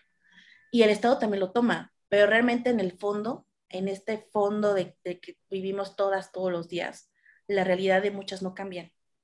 Entonces, creo que si tenemos la plataforma y las voces para hacer llegar esto y cambiar y comenzar a cuestionarnos, podemos comenzar a sembrar una semilla entre muchas que a lo mejor están estudiando derecho, o están estudiando historia, están estudiando lo que sea, y comiencen a cuestionarse las cosas, y no solamente veamos o repitamos mensajes de colectivas transfóbicas o de influencers transfóbicas. Ese es un tema que de verdad no sabes cómo a mí me genera mucha desesperanza y tristeza. Yo tengo el alma de una persona ya muy anciana, porque yo también lo veo como de esta forma en donde no entiendo por qué tenemos que estar repitiendo las cosas sin cuestionarlo y creo que eso es parte del pinkwashing. Hay un fuerte pinkwashing en todo lo que es redes sociales que no nos permite realmente utilizarlas como deberían de utilizarse. A lo mejor pensamos como justo en esta violencia digital, en que siempre nuestro idea y nuestro estereotipo de quién va a ser violento, pues un vato, y quién va a ser la víctima, una morra, pero no estamos pensando en que cualquiera puede cometer estos actos porque vivir en una cultura patriarcal no te exime por el simple hecho de ser mujer.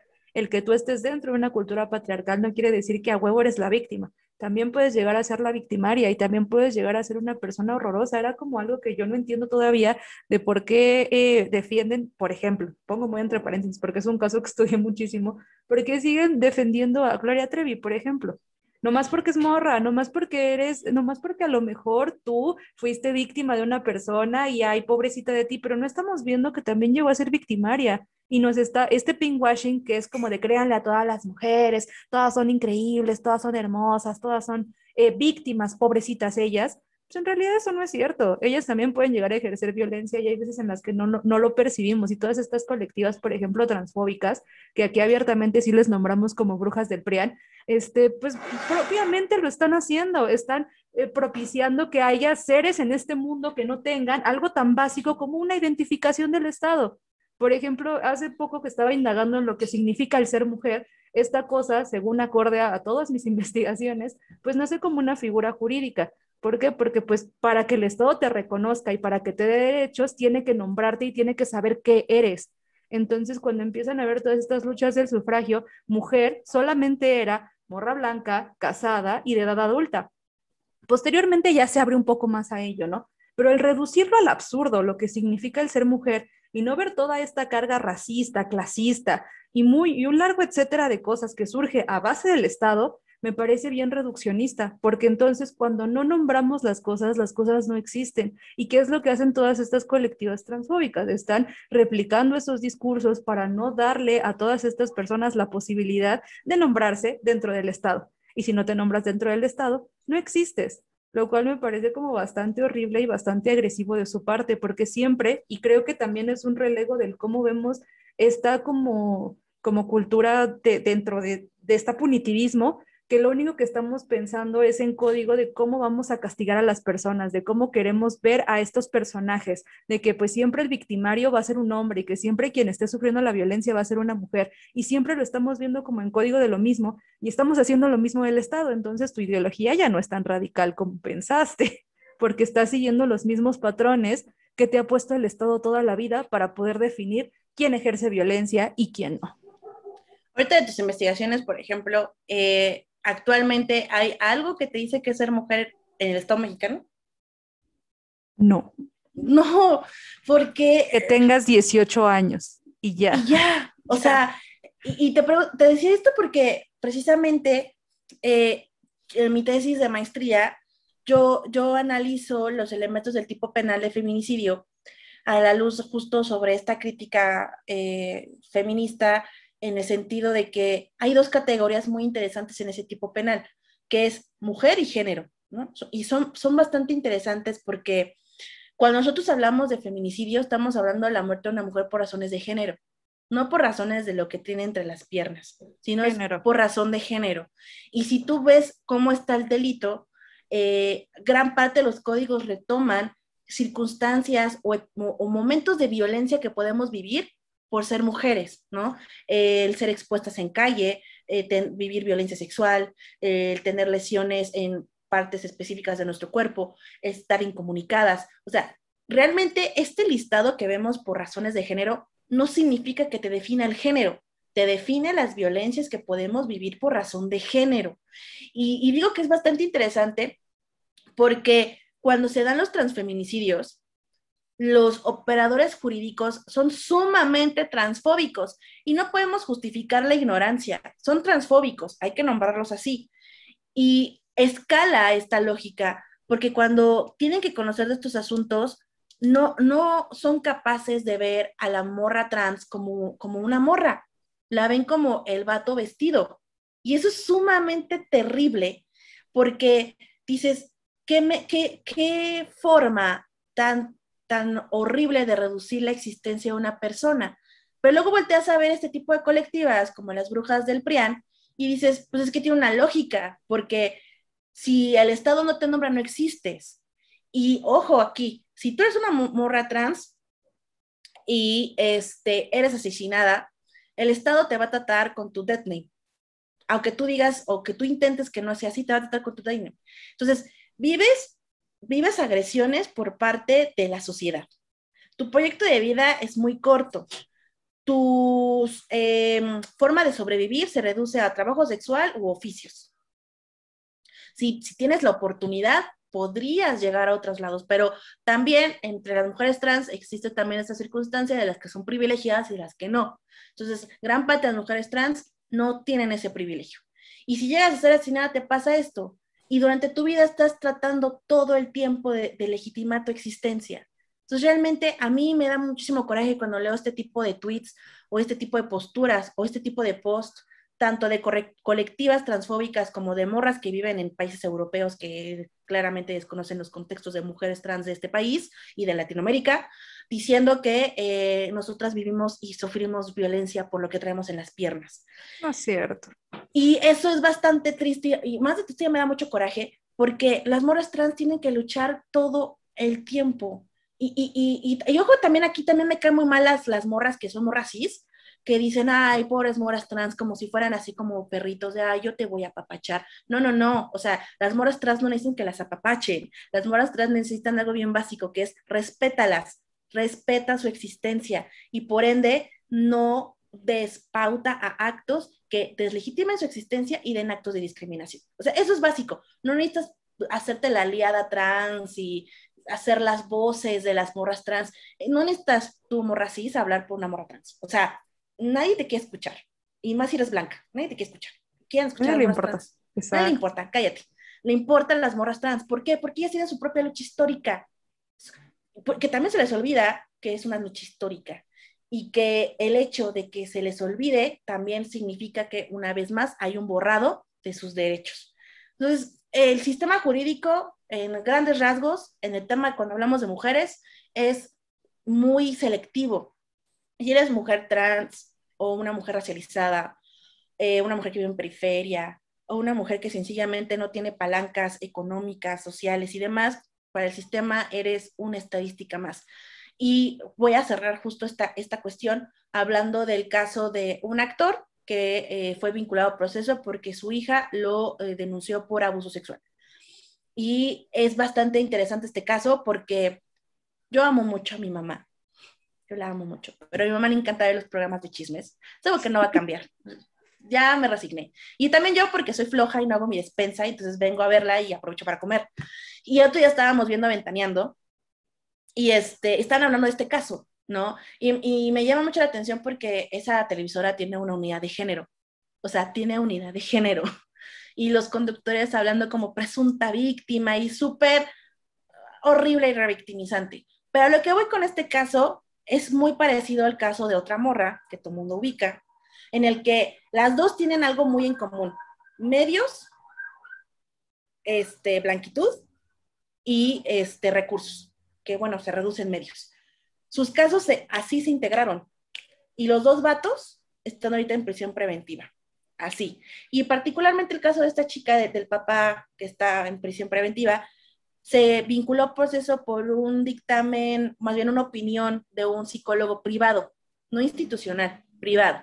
Entonces, pensemos en todos los casos de mujeres que son agredidas sexualmente y que van con el psicólogo de la institución, de la fiscalía, que son psicólogos que en su gran mayoría, o psicólogas, que en su gran mayoría no están especializadas en temas de género. Son psicólogas y trabajan en la fiscalía y porque pues ahí están. Entonces te entrevistan y a lo mejor yo, Leslie, que viví una agresión sexual, me entrevistan y dicen, es que Leslie no tiene alteraciones psicoemocionales por la agresión sexual que vivió. Pero si Leslie no cuenta con medios o con recursos o con conocidos o con un capital económico, social y demás para irse con un psicólogo particular, pues Leslie se va a quedar con que, bueno, entonces, pues si no tengo una afectación, ¿no van a seguir investigando? No, y se va al archivo. Entonces esta chava sí lo tuvo. Y ojo, no estoy desvirtuando lo que sucedió, ni estoy desvirtuando la opinión del perito que intervino, solamente estoy poniendo como que el sistema es muy selectivo, muy, muy selectivo. Y eso manda el mensaje a las mujeres que no tienen ni los medios, ni el color, ni la blanquitud, ni todo lo demás, a decir, bueno, pues a mí ¿qué me puede esperar si no cuento con todo esto? Por eso muchas mujeres no denuncian, por eso muchas mujeres no saben que pueden hacer algo para poder denunciar, aunque el Ministerio Público no quiera tomarle sus denuncias. O sea, es un círculo vicioso, selectividad total y clasismo total. No todas somos las mismas mujeres frente al sistema No, y no nos toman en cuenta de la misma forma. no. Porque también, ahorita que decías lo del transfeminicidio, hubo un caso de un vato trans que fue pues asesinado y comentaban es que no hay cómo no hay cómo llamarle a lo que le pasó porque también fue víctima de transfobia. Y cuando lo trataron el caso, justamente lo vieron desde el tema de su death name. Y el vato decía, no se llamaba así, se llamaba Armando y se acabó. Pero no tienen los protocolos necesarios para poder tratarlo y pasa con toda la gente trans, porque por ejemplo, lo que pasa con la bandita no binaria tampoco tiene cómo ser nombrada. Todas estas personas que están ahí están en un extraño limbo ahí. Y no solo ellos, ellas y ellas, hay un largo etcétera de personas que justo como dices no tienen los medios para poder acceder a la justicia. Entonces ahí el término mujer, ¿qué viene siendo? O sea, ahí no importa qué tengas entre las piernas, el punto es que tanto puedes tú legitimar tu existencia como mujer para poder acceder a la justicia, porque justo se me vino a la mente desde hace mucho un ejemplo de cuando en la carrera yo revisaba procesos inquisitoriales en donde había como procesos contra mujeres racializadas que hacían, por ejemplo, brujería. Y comentaba ahí la que escribió la tesis, generalmente no se les llamaba mujeres, no se les decía así, se les llamaba solo si era muy, muy necesario, ya cuando la llevaban a la hoguera, pero nunca se les llamó mujeres, se les llamaba negras, indias, mulatas, por casta, nunca se les llamó mujeres. Y ahí se reconocía que justo el término mujer, a partir de ello, iba variando acorde a cómo el Estado te iba permitiendo tú nombrarte como tal. En este caso, y si lo vemos con este tema de impunidad con el resto de las mujeres, no somos mujeres frente a ellos. Simplemente somos un ser que ni siquiera está reconocido como ciudadano porque en teoría a tus ciudadanos les deberías de dar la oportunidad o la facilidad de luchar por algo que les pasó. Y si no tienes la facilidad, yo, en teoría, si me pongo frente al Estado, yo sería muchísimo menos mujer, muchísimo menos ciudadana que estas chicas que tienen la blanquitud, el dinero, el tiempo y el espacio para poder denunciar y que a los 3 días tu abusador ya está ahí adentro en prisión preventiva. Sí, No somos mujeres. No somos, y somos muy, o sea, nos despersonalizan con muchísima facilidad. Y precisamente retoma mucho lo que platicaba hace un momento sobre la impotencia de ver cómo se reduce todo esto a discusiones tan bizantinas sobre el tema de qué es que esto y que el otro y que la depilación y que esto y que acá, cuando te pones a pensar que estamos viviendo algo más feo que eso. Y me preocupa muchísimo porque ahorita que decías sobre el tema de impunidad, justo acá tenemos datos sobre temas de impunidad en delito de feminicidio y los números, que a mí no me gusta hablar de números, porque los números sí te dan mucha luz sobre aspectos muy, muy particulares, pero también al final les personalizan las vivencias y los casos cada número es un caso y tiene un nombre, fue una mujer que tiene una historia y que por alguna razón fue asesinada. Pero si vemos estos números, nos vamos a dar cuenta la gran impunidad que hay entre estos delitos. Y la problemática entonces aquí dices, es el delito, pues el delito existe. ¿Cuál es el problema ante esto, lo que está pasando? Pues la problemática es que no estamos entendiendo cómo funciona y cómo es la violencia. Y precisamente como comentabas de los protocolos, no hay protocolos concretos sobre o cómo tratar a personas no binarias, porque si desde el mismo si desde la misma comunidad son completamente invisibilizadas, el derecho mayormente, o sea, el derecho, cuando habla de derechos LGTB, en realidad nada más piensa en derecho G, nada más piensa en G, no piensa en las demás letras. Y es muy triste. Y es cuando nuevamente dices que al final los hombres dan espacios a hombres sin importar los afectos que tengan los hombres al que les están dando los espacios. Porque un hombre siempre le va a dar espacio a un hombre, aunque ese hombre no comparta sus mismas orientaciones, preferencias o expresiones. No, al final es hombre y le va a dar espacios. Y eso es triste porque las demás letras pasan desapercibidas completa y totalmente en esta lucha de derechos y de espacios.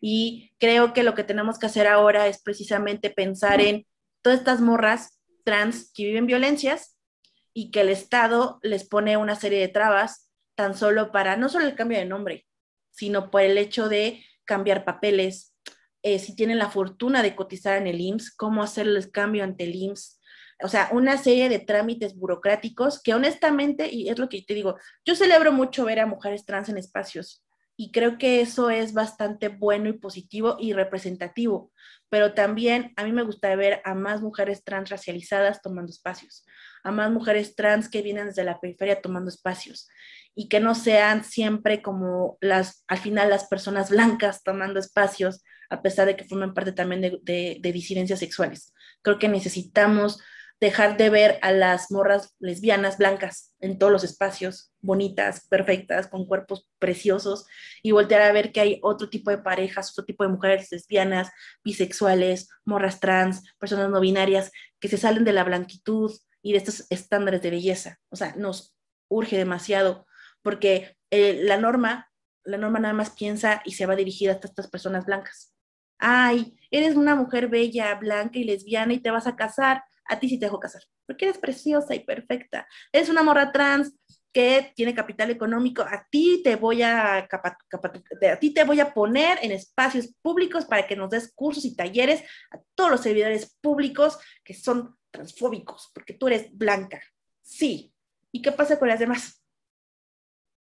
Es que no le importa. Es que hay un largo etcétera de seres en este sistema lleno de violencias estructurales que no le importan a nadie, ni al Estado, ni siquiera a la gente que en teoría lucha por los derechos de todos, todas y todes. O sea, hay un largo etcétera de cosas que no nos damos cuenta que existen o que no nos damos cuenta que perpetuamos a partir de nuestros discursos todos chaquetos. Justo ahorita que decías esto, no necesitamos que te vuelvas la aliada trans más importante del mundo, no necesitamos que te pongas tu banderita, no necesitamos que todo el tiempo nos estés recordando que eres aliada trans, necesitamos que te calles la boca y que le des espacio a alguien que no sean tus amigas, porque también quienes se dedican como a vivir en este trip de yo soy aliada de, y un largo etcétera de cosas, son aliadas porque tienen amigas o amigos o amigues, y lo hacen simplemente para visualizar a su grupo de amigas, amigos o amigues, y todos los demás que salen de esa norma y que salen de su propio círculo privilegiado, pues a nadie le importan. Ni siquiera a ellos que están diciendo que son súper aliadas, aliados y aliadas. Y es como otra vez regresamos a las etiquetas y otra vez regresamos a que solamente podemos hablarle a cierto tipo de personas, que solamente damos visibilidad a cierto tipo de gente que está haciendo cierto tipo de actividades. Todos los demás no nos importa, porque pues no, si ni siquiera el Estado lo reconoce, yo porque es simple mortal lo tengo que hacer. Y es algo que pasa mucho como con todo lo que son disidencias. Y a veces no podemos ver más allá porque nuestra situación no nos lo permite. Es como esto que decías de las morras, a lo mejor sí latinoamericanas, pero que viven en España. Pues, y tú jamás vas a ver esta violencia, ni siquiera estando en México, seguramente ni siquiera fuiste capaz de percibirla, porque vives en otro espacio, en otro México, en otro lugar, en donde tú sí eres sujeto de derecho, en donde tus amigas sí son sujetos de derechos, en donde hay otro tipo de dinámicas y nunca llegaron a percibir, por ejemplo, a lo mejor las empleadas domésticas que tenían sus propias amigas son quienes están recibiendo esa violencia y quienes sí terminan en la cárcel y quienes a lo mejor no perciben porque su grupo cercano de amigas no les pasa. Entonces, yo siento que toda esa gente vive con una realidad bien distinta, en donde solamente ven hacia enfrente y lo que tienen enfrente y ya se acabó. Y lo demás no existe y siento que es exactamente lo mismo que hace el Estado. La gente somos pequeñas réplicas chiquitas de cómo el Estado se va moviendo y de cómo el Estado establece como este tipo de conductas. Somos una réplica muy culera del Estado, todos, todas y todas. Ay, qué triste. Qué triste. Sí, porque sí. Bienvenidas a este espacio en donde nos deprimimos muy cabrón. Pero si te deprimes, ahí también hay un problema, porque si tienes capital para ir a terapia, podrás hacerlo, pero si no, vive con tu tristeza, porque el Estado no te puede dar herramientas para luchar contra tu tristeza, porque quiere que sigas en tu tristeza. Exacto. Es como eso, yo apenas salí de mi trip depresión porque de repente me di cuenta de que tenía dinero para pagar psiquiatra y de repente pagué el psiquiatra y mira, aquí ya vivimos cabrón. Pero antes, ¿qué hacía? Antes me comía mis uñas y luego también está eso. Entonces, por Sí, eso uno odia al Estado muy cabrón. Te odio, Estado. totalmente. Creo que, o sea, siendo ya completamente honestos, honestas y honestes, creo que por lo menos hablando en mi caso, mis más grandes depresiones y yo llegué a ir al psiquiatra también fue por el Estado. True story.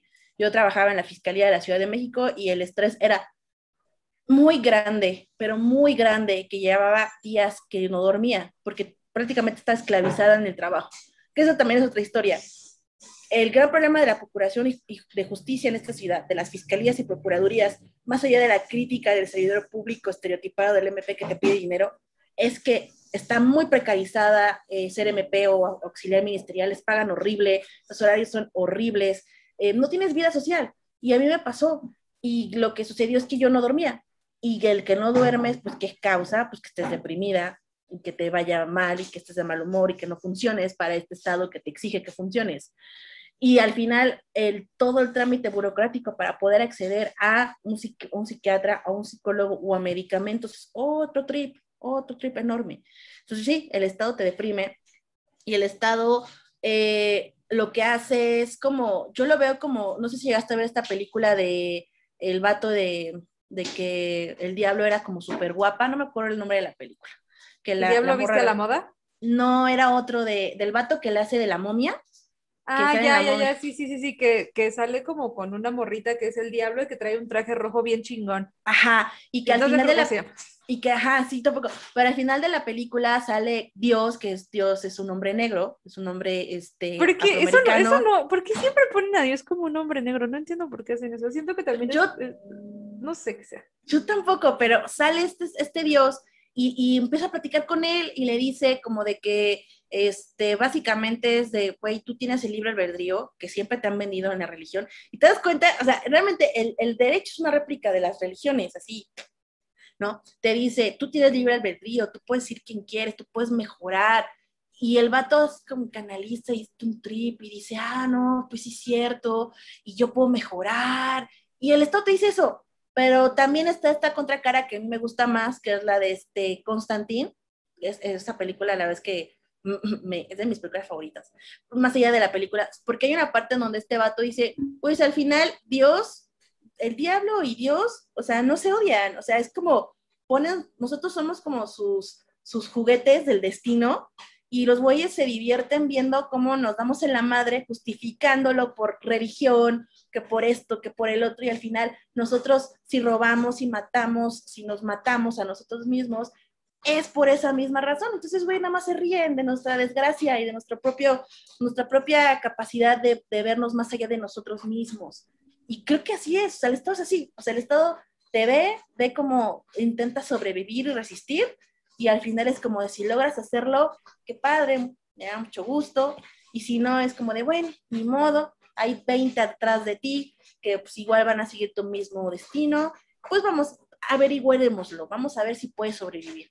Y así es el Estado con todas sus instituciones, con todos sus derechos, ¿no? Con todo lo que ha diseñado alrededor, y pues no, o sea, por eso las personas, y más esta generación, vivimos en depresión, precarizadas, sin saber que algún día creo que jamás vamos a tener un techo propio, está muy cañón que eso pase, y sin seguridad social. Exacto.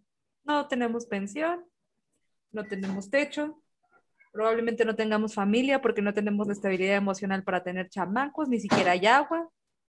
Todos nos vamos a morir a la verga. Por eso el bebito de Yuyita es como nuestra esperanza, güey, nuestra pero porque, esperanza. porque ella tiene todo, o sea, estaba yo platicando con mi vato, ¿no? Y le dije, mira qué precioso, van a tener un niño, ¿por qué nosotros no tenemos uno si sí queremos? Y me voltea a ver y me dice, porque son ricos. Y dije, tienes razón, tiene sentido, Esteo. Sí, justo mi mamá ya empezó igual como en esta etapa de decir, oye, Y los hijos. y los nietos, es más, tenlos tú sola, no importa. Y yo, mamá, ¿crees que somos ricos? ¿Te parece que somos ricos? ¿Te parece que somos ricos? Yo no veo que seamos ricos. Y sí, Cuando seamos ricos, sí. Igual no, yo prefiero tener perritos y gatitos, merecen más amor. Sí, qué chistoso porque también hace ratito estaba grabando otro podcast y también hablamos del bebé de Yuya. El bebé de Yuya es nuestro Cristo Redentor. Así voy a vender, es Cristo Redentor, o Crista Redentora. No, es niño. Bueno, Niño, no, bueno, bueno, o sea, ya, sí. Sí. Sí, bueno. Sí. Se identifica con el sexo masculino. Si se identifica. No se identifica. Se reconoce que es sexo masculino, pero no sí. sabemos qué es. Si se identifique o no, él mismo. Por eso se llama, aparte me gusta su nombre, Mar. Es muy precioso. Es muy neutro. Sí, muy neutro. Sí, precioso. Mi Yuyita preciosa. Que Diosita me la cuide siempre. Me la cuide y me la bendiga siempre. A ti y a tu marca de maquillaje que no prueba en animales. Un beso en tu cabeza, Yuya. La conclusión aquí es que Yuya sí es una mujer, ella sí es sujeta de derecho, ella sí puede ser como, ella sí puede acceder a un procedimiento bueno, y nosotras no. Pero por eso la queremos mucho, porque ella es lo que todas quisiéramos ser, sujetas de derecho. Así es. En fin, muchas gracias, Les, por existir y por ser nuestra tía millennial. Tú y yo estamos casi cerca de la misma edad, o sea, tampoco es tanto, son unos 4. Eres del 94. 4 años, de 95. O sea, no son tantos años, o sea. No, sí son, sí. Mi amiga y mi roomie, es del 95, y sí, o sea, el otro día estábamos platicando de un programa X, y sí, como que se me quedó viendo con cara de, y yo no lo viste, ¿verdad? Y ella así como de, y yo, perdón. Y gran parte de mis amigas del twitter.com, a las que les mando muchos besitos y cosas preciosas en esta vida, son menores que yo. O sea, el otro día me burlaba de Grecia, que Grecia es una abogada increíble que ve temas de derechos digitales. Y justo le decía de, bueno, es que Selena y demás, y ella así como, sí, Selena. Y yo, güey, tú naciste después de que Selena murió. O sea, tienes derecho a hablar de Selena, cállate, ¿no? Y igual con Sof, también Tams es menor que yo, Gaby igual. O sea, todas mis amigas muy cercanas son menores que yo. O sea, es como de... Estás con la chaviza. Estás con toda la chaviza. Sí, o sea, está cañón, o sea, sí está feo, pero a mí me gusta mucho el hecho de poder escucharlas. Incluso, por ejemplo, también por eso cuando abrí TikTok, a mí me encantó poder encontrar tu contenido, porque precisamente, o sea, son 5 años, 4 años, pero también viendo los contextos en los que vivimos cada una de nosotras, eso también marca una brecha también. Y poder ver diferentes realidades y cuestionamientos, a mí me generó como, ¿no? Y creo que lo que debemos hacer muchos de mi edad, que somos los que debemos de comenzar a ver la vida de forma diferente, ya no criticar a los boomers, nosotros somos ya boomers, o sea, hay que empezar a cambiar y cuestionarnos, es precisamente escuchar las voces de quienes vienen detrás de nosotros, porque al final, pues sí serán 5 o 4 años, pero pues, es una generación al final del día.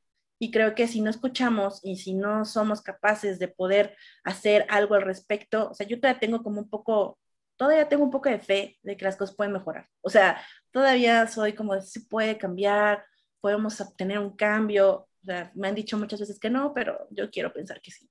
Entonces, pues sí, hay que escucharnos entre todos, entre todas, ¿no? Que yo sí, ya los vatos, cállate.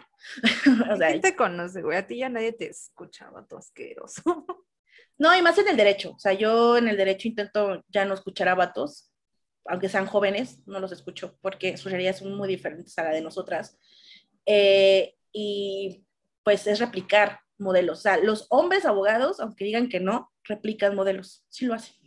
y entre un pasante hombre y una pasante mujer, contratan más a los hombres que a las mujeres. Y a las mujeres nos pagan menos como pasantes. Precisamente por esta idea de que piensan que las mujeres no somos capaces de dedicarnos a muchas cosas, tan solo en lanzamientos. Ay, no te puedo mandar el lanzamiento porque eres mujer y qué tal si te pasa algo. Entonces, la idea es escucharnos y existir todas en un mundo precioso fuera de morras transfóbicas. Exacto, eso me gusta, eso me gusta.